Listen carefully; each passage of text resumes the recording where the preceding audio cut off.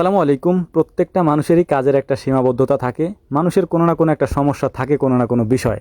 তো আমাদেরকে অনেকেই অনেক সময় বলেন যে ভাই, আপনাদের এত গোবর হয়, আপনাদের এতগুলা গরু, তাহলে আপনারা বায়োগ্যাস প্ল্যান্ট কেন করেন না? তো আজকের ভিডিওতে আমি আপনাদেরকে বলার চেষ্টা করব আমরা বায়োগ্যাস প্ল্যান্ট কেন করি না। আর আরেকটা জিনিস আপনাদেরকে বলি, আজকের ভিডিওটা আমি এভাবে করতে চাই নাই, মানে এভাবে আপনাদেরকে দেখাইতে চাই নাই। সরাসরি কথা বলতে চাইছিলাম আপনাদের সামনে, কিন্তু এটা বলতে পারি না আমি গত কয়েকদিন যাবৎ। সেটা হচ্ছে নির্বাচনের কারণে। আমাদের বাড়ি যেহেতু রাস্তার একেবারে পাশে, আমাদের খামারও রাস্তার পাশে, তো এই যে অমুক ভাই তমুক ভাই এগুলো বলতে থাকেই সবাই সারাক্ষণ, মানে মাইক চলতে থাকে। তো এই কারণে হচ্ছে আমি ভয়েস দিতে পারি না। ভয়েস দিলে মানে সরাসরি কথা বললে ভয়েসটা ওইভাবে আসে আর কি, মানে ওইগুলোতে সাউন্ড আসে, তো এই কারণে পারি না আর কি। তো যাই হোক, আপনাদেরকে আমি আগেও বলছি যে আমরা বায়োগ্যাস প্ল্যান্ট কেন করি না বা আমাদের না করার পেছনে কারণ কি, এগুলো বলছিলাম। তখন বলছিলাম হচ্ছে যে আমাদের যে গোবর হয় এই গোবরগুলো আমরা বিক্রি করে দিই। তো অনেকে বলছেন যে ভাই, যে গোবর হয় সেগুলো তো আপনি বিক্রি করে দেন, ঠিক আছে, তাহলে আপনাদের তো এত গোবর লাগে না সাধারণত বায়োগ্যাস প্ল্যান্টের জন্য। তো আমিও এটা জানি যে এত গোবর লাগে না। তো আজকের ভিডিওতে আমি আপনাদেরকে দেখাচ্ছি, আপনারা যে জায়গাটা এখন দেখতে পাচ্ছেন এই জায়গাটা মূলত হচ্ছে আমাদের খামারের পেছনের সাইডের জায়গা। আমি একটা ভিডিওতে আপনাদেরকে বলছিলাম কয়েকদিন আগে, ভেকু দিয়ে যখন আমরা এটা পরিষ্কার করছিলাম তখন বলছিলাম যে এই জায়গাটাতে আমরা একসময় মাছ চাষ করতাম, মানে এখানে একটা পুকুর ছিল ছোটোখাটো। তো এখানে গোবর ফেলতে ফেলতে তারপরে এই গোবর মানে গরুর মানে মলমূত্র, মানে আবর্জনা পড়তে পড়তে এই জায়গাটা ভরাট হয়ে গেছে। তো এই জায়গাটাই মূলত হচ্ছে আমাদের একমাত্র জায়গা, আমাদের এতগুলা গরু এবং এই মানে এই খামারের যত পানি আছে, মানে যেহেতু ধরেন যদি মোটর চালানো হয় গরুকে গোসল করানোর জন্য মিনিমাম 2 ঘন্টা টানা মোটর চলে। তো এই 2 ঘন্টার যে যত পানি হয় এই পানিগুলো এখানে আমরা ফেলি।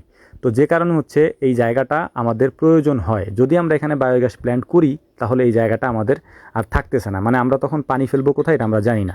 আর যে জায়গায় আমরা এত মাটি ফেললাম বা এত গোবর ফেললাম, জায়গাটা আপনাদেরকে দেখাইলাম যে এই জায়গায় আমরা মূলত হচ্ছে বেকু দিয়ে পরিষ্কার করে ফেলছিলাম। তো আপনারা যারা আমাদেরকে বলেন যে ভাই বায়োগ্যাস প্ল্যান্ট কেন করেন না, তো মূলত এইটাও তার একটা কারণ যে আমাদের ওই রকম জায়গা নেই বায়োগ্যাস প্ল্যান্ট করার মতো। যে জায়গাটা আছে এখানে যদি আমরা করতে যাই তাহলে আমাদের আর জায়গা থাকবে না। তখন আমরা এই গোবর তারপরে ময়লা আবর্জনা এগুলো ফেলার মতো তেমন কোনো জায়গা পাবো না। তো যে কারণেই আমরা এই জায়গাটাতে আমরা তেমন কিছু করি না বা বায়োগ্যাস প্ল্যান্ট করি না। আমরা নিজেও এটা জানি ভাই, আমি যেহেতু এতদিন এই পেশার সাথে আসি, আমি কি জানি না? আর আমাদের এখানে যতগুলো খামার আছে প্রত্যেক খামারে মোটামুটি বায়োগ্যাস প্ল্যান্ট আছে। আমরা পারি না কারণ আমাদের জায়গার সংকট। এই জায়গাটা যদি আমরা বায়োগ্যাস প্ল্যান্টের জন্য দিয়ে দিই তাহলে আমাদের আর জায়গা থাকবে না, এই ময়লা আবর্জনা ফেলার মতো তেমন জায়গা থাকবে না।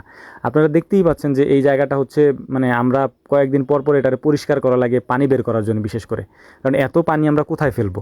চারপাশ দিয়ে আমি ওয়াল করে দিছি যাতে করে এইখানে মোটামুটি পানিগুলা এই ভিতরেই আসে, অন্য কোনো দিকে না যায়। তো এইটা হচ্ছে একটা সমস্যা আমাদের জন্যে। তো আমি আপনাদেরকে আবারও বলবো যে প্রত্যেকটা জিনিসেরই একটা প্ল্যান থাকে। এখন আমি যদি মানে প্ল্যান না করে এই জিনিসটা করে ফেলি, মানে বায়োগ্যাস প্ল্যান্ট আমি করে ফেললাম, কিন্তু পরবর্তীতে আমার খামার আরও বড় হইলো, তখন আমি এই ময়লা আবর্জনা কোথায় ফেলবো বলেন?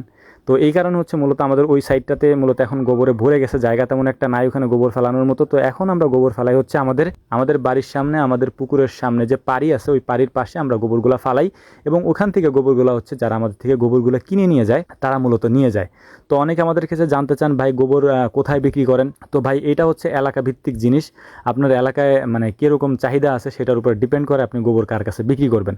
যেমন আমাদের এলাকায় মাছের পুকুরে বিশেষ করে জু প্লাঙ্কটন, ফাইটো প্লাঙ্কটন এই উদ্ভিদ কণাগুলো এবং প্রাণী কণাগুলা তৈরি করার জন্য এই গোবরগুলা পুকুরে দেওয়া হয়, মানে জৈব সার হিসাবে। এবং সেখান থেকে ওনারা আমাদের থেকে কিনে নিয়ে যায় আর কি, বিশেষ করে তারাই আমাদের থেকে গোবরগুলা কিনে নিয়ে যায়।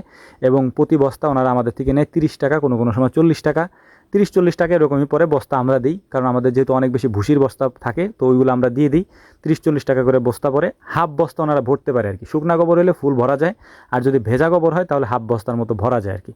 তো এই ছিল হচ্ছে মূলত আমাদের ব্যাপার। আমাদের একটা সীমাবদ্ধতা আছে, যদি আমরা এখন ওইখানে বায়োগ্যাস প্ল্যান্ট করে ফেলি তাহলে পরবর্তীতে ওই জায়গাটা আমরা মানে কোনো কাজে লাগাইতে পারবো না, এক। আর দ্বিতীয়ত আমরা আমাদের মানে এত যে ময়লা আবর্জনা এবং পানি, বিশেষ করে এই যে মলমূত্র, পানি, গোবর, তারপরে হচ্ছে পানি, তারপরে গরুর চোনা, এগুলো ফেলার মতো আমাদের জায়গা থাকবে না। তো এই কারণে মূলত আমরা বায়োগ্যাস প্ল্যান্ট আপাতত করতে পারতেছি না। পরবর্তীতে যদি আমাদের সময় সুযোগ হয় এবং আমাদের জায়গার একটা ব্যবস্থা আমরা করতে পারি তবে ইনশাআল্লাহ তখন করব। তবে প্ল্যান আছে করার ইনশাআল্লাহ। আর করলে আমি একটু বড় আকারেই করব, এই জন্য এখন করতেছি না। এখন করলে ছোট পরিসরে আমার করতে হবে, পরবর্তীতে যদি আমি করি তাহলে বড় পরিসরে করতে পারবো। আমাদের জন্য দোয়া করবেন, বিশেষ করে আল্লাহ তাআলা যেন আমাদেরকে আরও বারাকা দান করেন, বরকত দান করেন। এটা আসলে আল্লাহ তাআলার কাছে অনেক বড় আমাদের চাওয়া আর কি। এখানে এক ছোপ ঘাস ছিল মূলত আমরা যেখানে গোবর ফালাই, তো ওই পাশে আমাদের ঘাস লাগানো ছিল, ওই ঘাসের কাটিং একটা মনে হয় এই পাশে পড়ে গেছিলো, তো এখান থেকে একটা সোপ হয়ে গেছে। তো এটাকে এনে খামারে এনে তারপর আমি এটাকে কেটে নিলাম ঘাস কাটার মেশিন দিয়ে, কারণ এখানে রেখে দিলে এটা নষ্ট হবে। তো ঘাস কাটার মেশিন দিয়ে এটাকে কেটে নিলাম। তো যাই হোক, এই ছিল হচ্ছে মূলত আমাদের ভিডিও। আমাদের জন্য দোয়া করবেন, আমি আবারও বলতেছি আমাদের জন্য দোয়া করবেন। এবং আপনাদের যদি কোনো বিষয় নিয়ে, আমাদের কোনো বিষয় নিয়ে কনফিউশনে আপনারা থাকেন, আমাদেরকে সরাসরি বলবেন, প্রশ্ন করবেন। আমরা ইনশাল্লাহ ভিডিও আকারে হোক, আপনাদের কমেন্ট আকারে হোক, সেগুলার উত্তর দিয়ে দেওয়ার চেষ্টা করবো ইনশাল্লাহ। যেহেতু আপনারা আমাদের একটা পরিবারের মতো, তো পরিবারের কাছে কোনো জিনিস গোপন করা ঠিক না, আমরাও আপনাদের থেকে কোনো জিনিস গোপন করি না। আমাদের জন্য দোয়া করবেন।